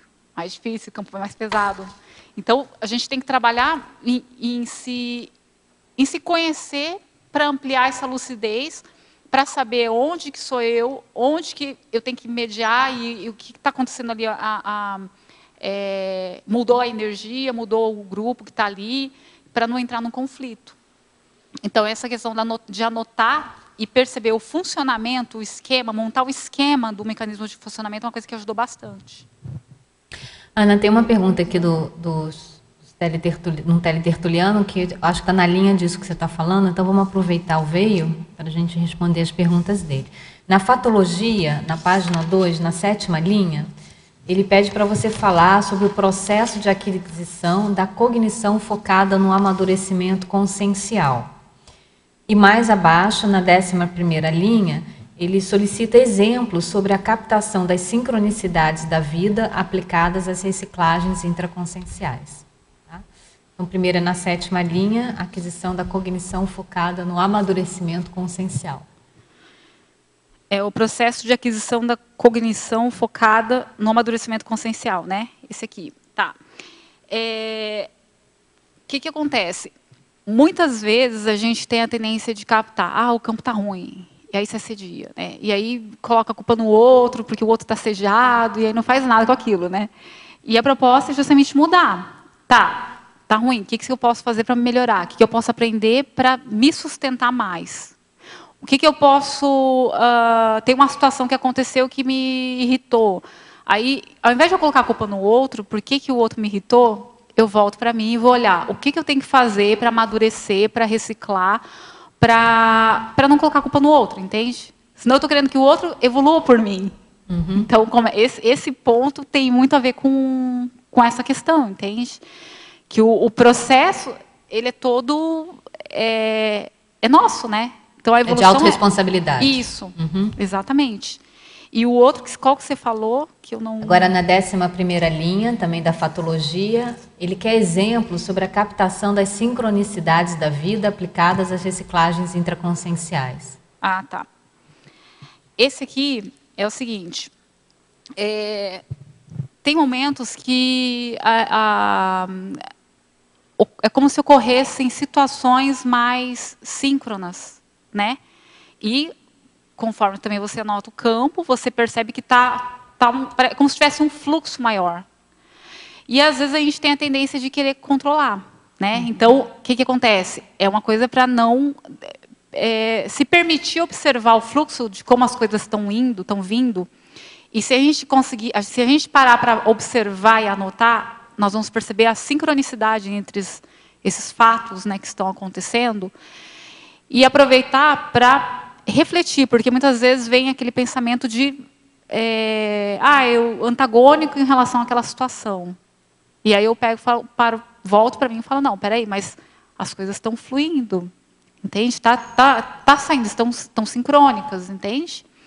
E tem situações que quando eu não percebo a questão das sincronicidades, anotar todos os elementos que acontecem, né? E começar a observar se tem algo parecido. Então, por exemplo, se eu estou querendo fazer uma coisa e eu estou sentindo que eu estou entrando num campo que está complicado ao meu redor, que eu estou ampliando a questão de assédio até ao meu redor. Aí, de repente, um dos meus termômetros são os meus gatos, que às vezes eu vejo que eles começam a pular muito de um lado para o outro, né? Eles são bem termômetro.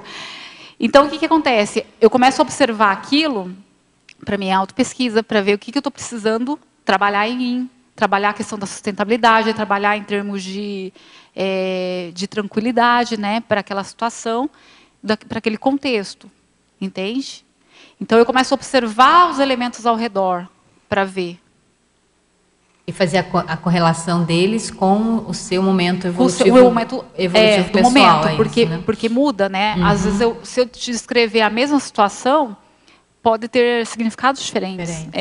Porque pode ter campos diferentes, pode ser contextos diferentes. Então, tem todo um contexto que precisa ser analisado, entende? Eu não posso considerar o mesmo fato como sendo a mesma coisa. Claro. São momentos diferentes. Eu tenho que ter todo um contexto que muda de um momento para outro. Tem uma, já te passo a palavra, tá, Tainara? Tem uma, nessa listagem que você trouxe, da argumentologia, Ana, é bem interessante, eu separei aqui 5 pontos, não que os demais não sejam importantes, mas eu acho que até em função das perguntas e do que você está mencionando aí como experiência sua, eu separei aqui 5 pontos que, na minha análise, queria ver se eu estou correta, se você corrobora isso que eu estou falando, que ajudam muito, né, dentro dessa condição do aproveitamento evolutivo, principalmente em função do teor das perguntas e da linha das perguntas que foram feitas até o momento. É o 4, que é a anti-apriorismose, né, que vem justamente com a pessoa ela ter essa postura de abertismo, né, que até você coloca lá na frente, que é o primeiro, mas a ausência desses pré-julgamentos, né, a anti-arrogância, que tem a ver com aquela postura do sempre aprendente, né, da pessoa ela está aberta à condição do aprendizado e ter noção de que ela não sabe tudo, né, e que a inteligência ela é flexível, ela é maleável, ela não é fixa, né, então você pode estar sempre aprendendo. A condição do autodesassédio que você trouxe nessa última resposta que você deu, que é no sentido de você, enfim, através da aquisição, né, de novas informações, você fazer a mudança pensênica a favor do autodesassédio, né? Você ir, digamos assim, disciplinando a sua postura pensênica, mas com o objetivo do autodesassédio, né? Isso tem relação com o item 7 também, acho que você trouxe ali, né? Da autoabsolutismologia. Ou seja, a pessoa ela ser absoluta, ser definitiva e até certo ponto, assim, peremptória consigo mesma, no sentido de não se permitir mais as imaturidades. A interassistência, que é o 14, porque sem isso, né, a gente não caminha, não aproveita, né? O aproveitamento evolutivo acho que vem justamente em função de qualificar a interassistência e essa ressignificação, que é isso que você falou agora, né? Você rever a própria cognição, traduzindo em contextos e significações novas, inclusive em função de momentos evolutivos diferentes. É isso? Fiz uma leitura assim... porque eu percebendo o nível das perguntas que estavam sendo feitas e a tonalidade que você ia dando nas suas respostas, parece que esses itens, como todos os outros, que são bastante elucidativos, mas esses 5, 6 itens aqui, eles poderiam traduzir ou resumir bem, né, posturas que ajudam, técnicas que ajudam nesse aproveitamento das informações. Você pescou bem aí. Agora, sim, tem um ponto que eu até acrescentaria, essa questão da analogia, né? Que a analogia também é uma coisa que foi bem forte, que é o item 2. Isso, analogia. Você porque a analogia é uma coisa que foi bem forte no meu contexto de aprendizagem, bem grande mesmo, entendeu? E eu, até, assim, eu trabalho com educação, né? E nessa questão da educação, a gente trabalhar muito com a questão da aprendizagem e nem sempre a gente está certo, né? Nem sempre o que você fala, às vezes você pode se enganar, pode falar, né, coisas que mudam também.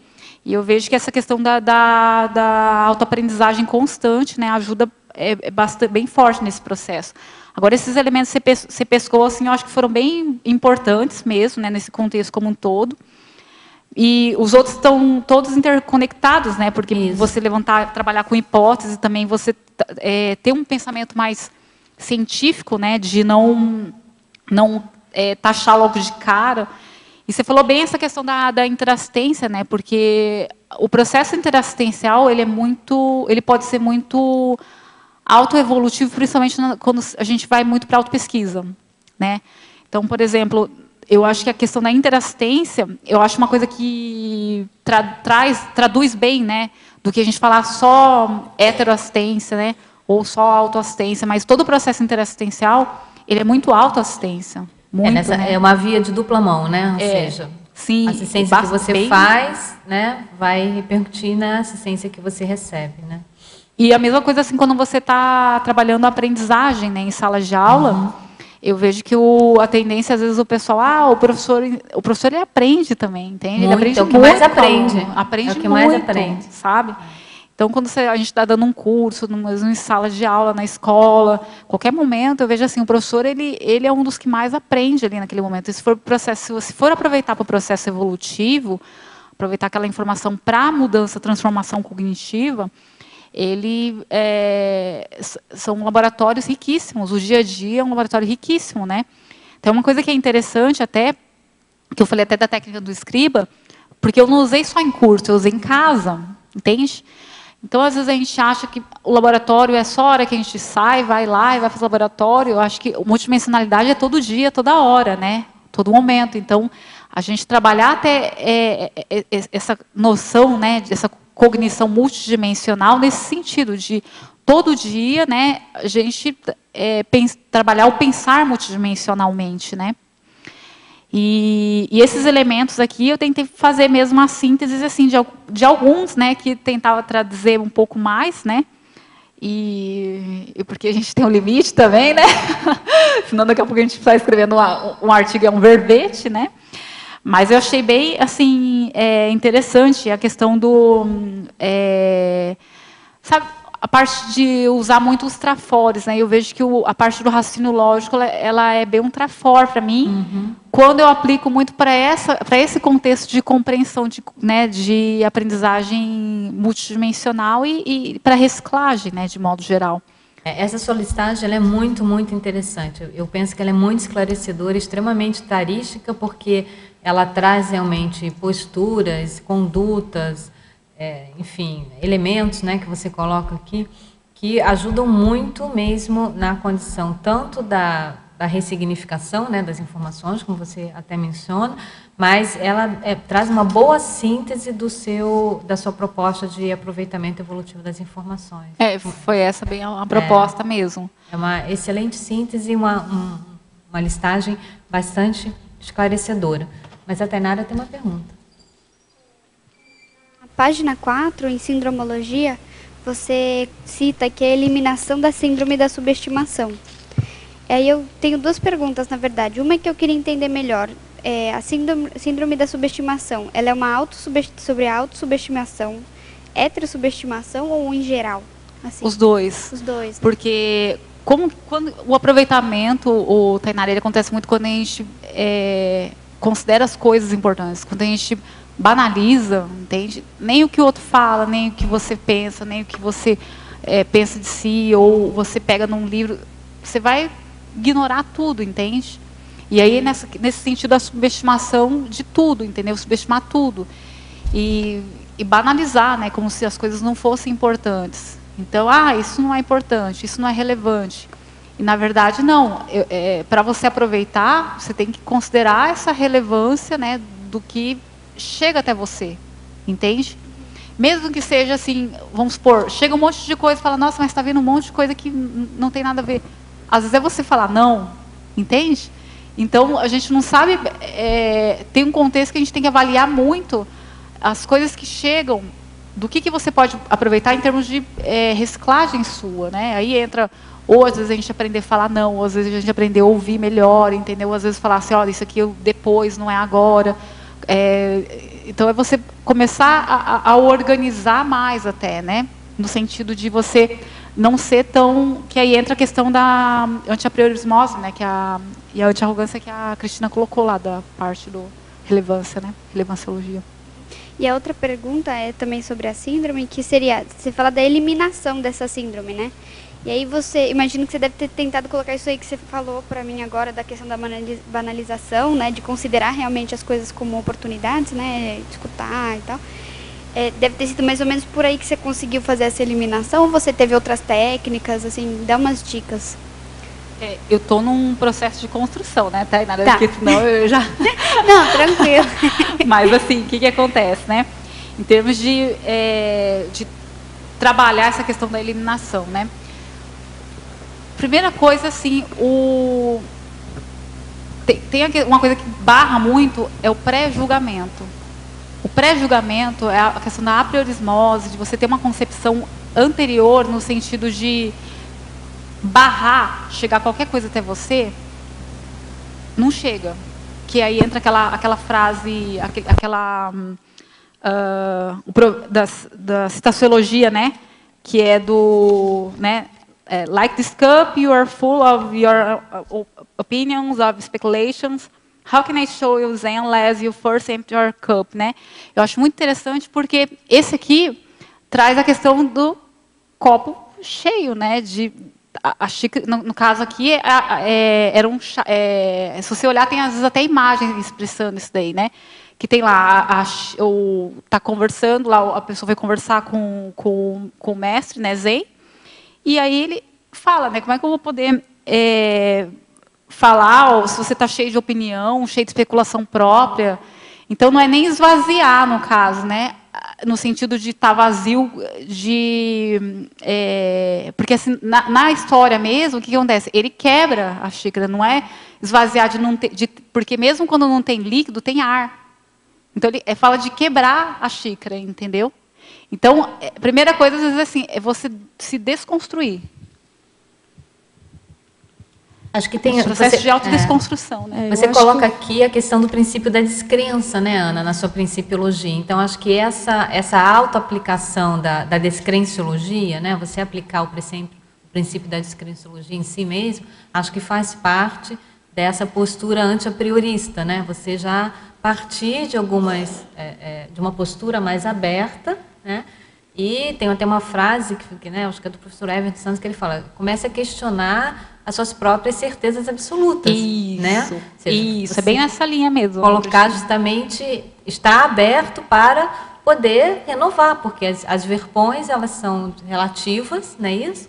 E até mesmo as próprias convicções íntimas, elas vão mudando, elas vão sendo ressignificadas, elas vão evoluindo, né? Então, acho que a aplicação do princípio da descrença está muito na linha disso que você está trazendo para ajudar nessa superação da síndrome da subestimação, né? Na filmografia, ela traz um filme que mostra bem esse processo também, né? O Poder Além da Vida. Né? Esse filme, eu acho ele bem interessante, que ele traz mesmo isso daí. E aí tem até um termo que eu vi no curso de descrenciologia do Pierce, que é a suspensão das crenças, né? Então a gente assim, momentaneamente eu vou suspender as minhas crenças, né? Por quê? Porque a tendência é querer enxergar sobre os nossos filtros, nossa forma de pensar, entendeu? Nossa maneira de funcionar. E, na verdade, o outro traz outra lógica, outra forma de ser, outra forma de agir, entende? E aí é todo um esforço para conseguir entender como que o que o outro está tentando trazer para você. E na hora que às vezes você faz aquele paralelo, a analogia para a sua vida, o aprendizado é muito grande, muito grande. Deixa eu só dar a palavra para ele, que ele já está esperando há algum tempo. Vamos lá? Boa tarde, Carlinhos. Algo que me chamou a atenção foi em Interaciologia, na página 3. Está ligado o seu microfone? Está ligado aqui. Tá, então vai falando assim, para o pessoal pegar ali. Pode falar. Som. Aí, Oi. Pronto. Interaciologia, página 3. Nas últimas linhas está falando sobre a interação ensino-aprendizagem e a interação aprendizagem e desenvolvimento. É algo que me chamou a atenção por ser uma reflexão própria sobre a indissociação de tudo, dos conhecimentos, das coisas, tanto do mundo, do universo e tudo que nós temos. Aí você falou da questão que eu posso aprender com os animais, eu posso aprender com o desenho, eu posso aprender com tudo, algumas coisas que fogem muitas vezes à minha própria área, né?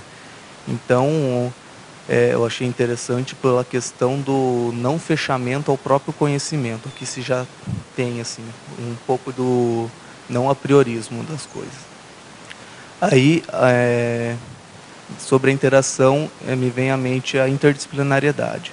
E eu sei que um pouco do seu trabalho, junto com a Regina, com o Leandro e tudo mais, eu gostaria de saber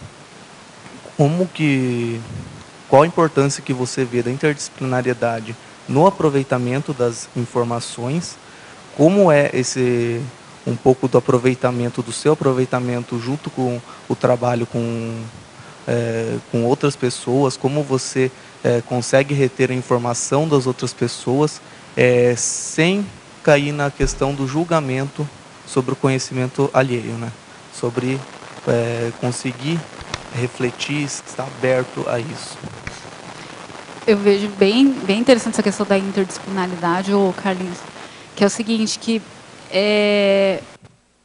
eu vejo pela minha própria área, né? Vou começar um pouco mais atrás. Né? Por exemplo, o meu mestrado, eu trabalhei, apesar de ser da área de exatas, eu entrei um pouco na parte de psicologia, que eu tive que estudar coisas de terapia, a parte de terapia, por conta do desenvolvimento da minha dissertação, que era informática, mas ele tinha bem esse foco interdisciplinar, né, de trabalhar as duas áreas. Então, é uma coisa que me chama bastante atenção desde sempre, na verdade, né? E hoje eu vejo que essa questão da troca, quando você entra num processo de apriorismo, de ter preconcepção, no sentido de achar que o seu conhecimento é melhor, você perde a oportunidade de aprender com o que o outro está fazendo. Só que, para isso, você precisa fazer o quê? É isso que eu falei. Você tem que tentar entrar na lógica do outro, entender o que o outro está tentando trazer para você, e aí você vai ter um processo de tentar traduzir e entender a lógica do outro, para conseguir aplicar e tentar analisar como é que é aquela aplicação em você e na sua vida, entende? E aí é aquilo que eu falei, até aqui eu falo algumas questões, né, na parte da relevanciologia, tem um item que eu falo da simulação, né? Então tem hora que você vai tentar simular mentalmente alguns comportamentos, ou posturas, ou mudanças, entendeu? Para favorecer essa internalização, para entender.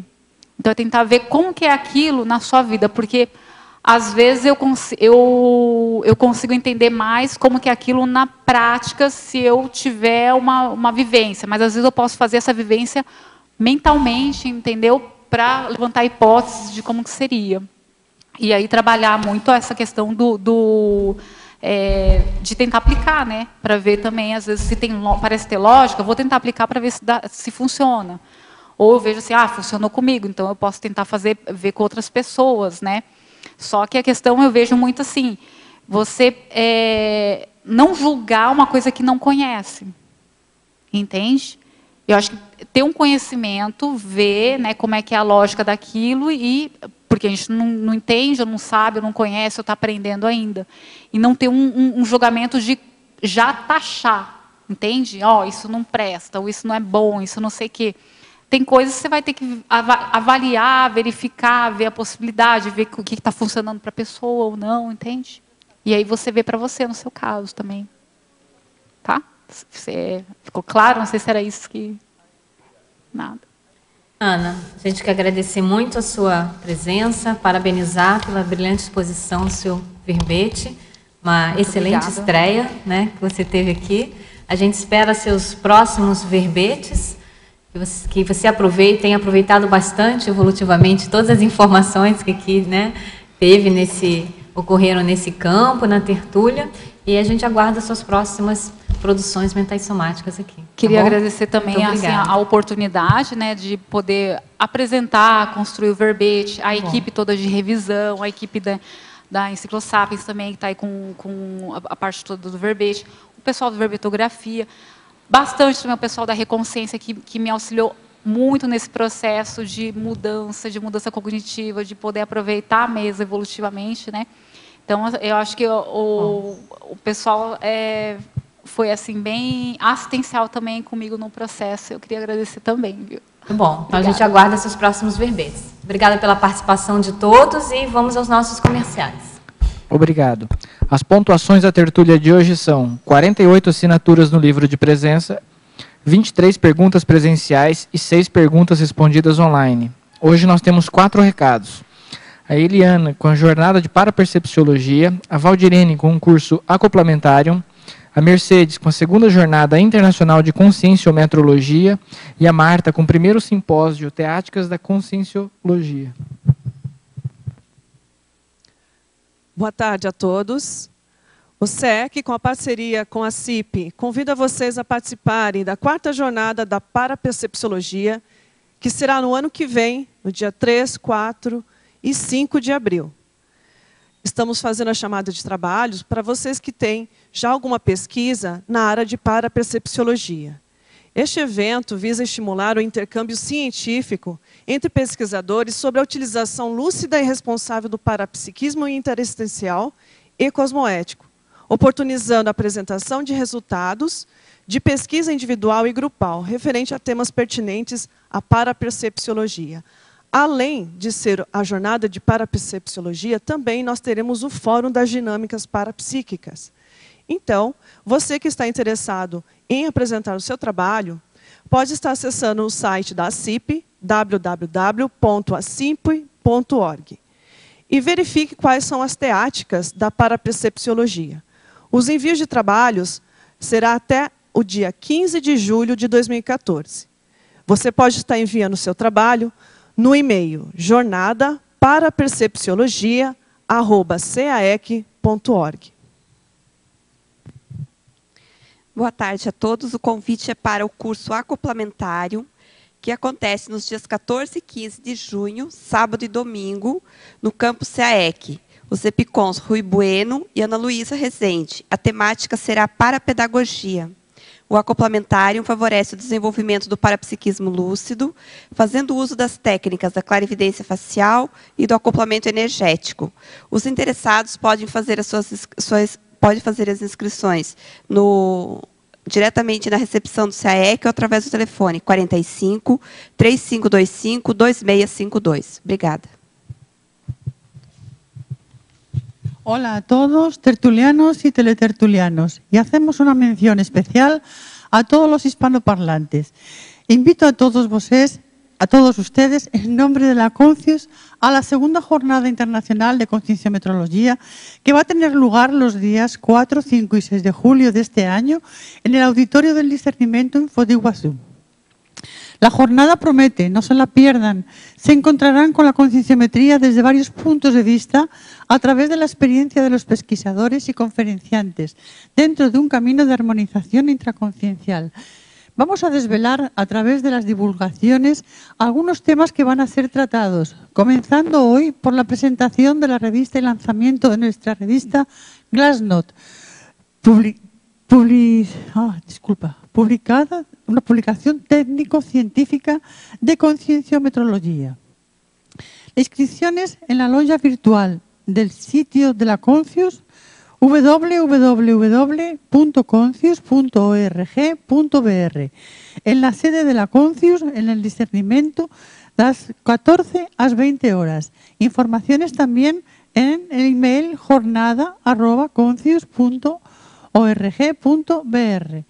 Para todos aquellos que quieren mudar de nivel evolutivo, estamos de brazos abiertos para acogerles en esta segunda jornada. Muchas gracias y hasta la próxima oportunidad.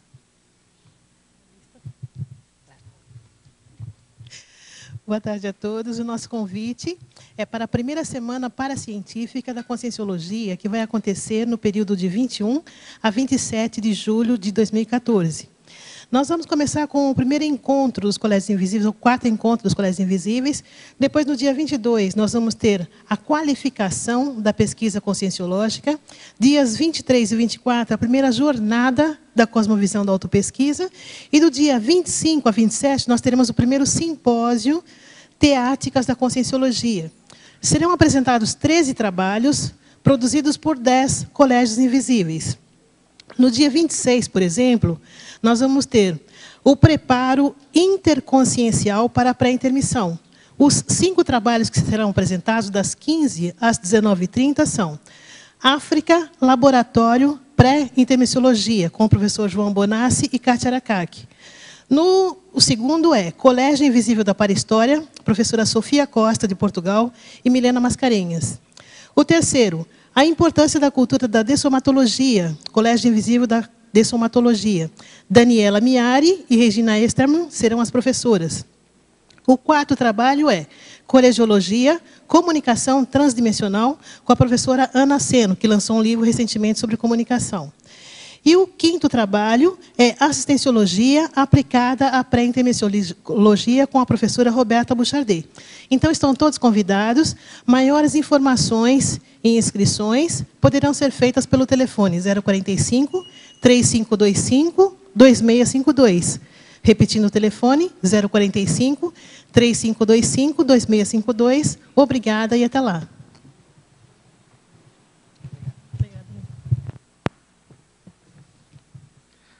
Para amanhã, teremos o verbete Desviacionista Reciclante, especialidade Maxidiscidenciologia, com o verbetógrafo Leandro Silva. Obrigado e boa tarde a todos.